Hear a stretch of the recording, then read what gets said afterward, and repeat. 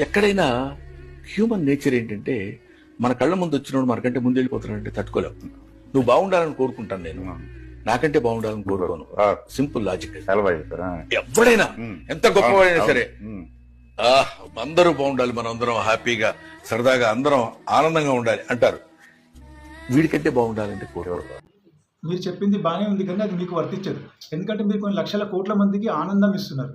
జనరల్గా గమనిస్తే మనకంటే ఎక్కువ ఆనందంగా వేరే వాళ్ళు ఉన్నా కూడా మనం తట్టుకోలేము. మనకంటే ఎక్కువ ఎదిగితే కాదు, మనకంటే ఎక్కువ ఆనందంగా ఉన్నా మనం తట్టుకోలేము.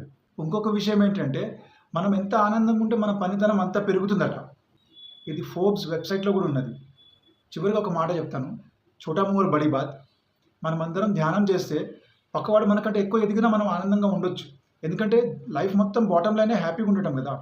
వాడు ఎవడో ఎదిగితే మనం హ్యాపీగా ఉండకపోవడంలో అర్థం లేదు. ఎందుకంటే చివరికి మనం అందరం పోవాల్సిందే కదా, చనిపోవాల్సిందే కదా.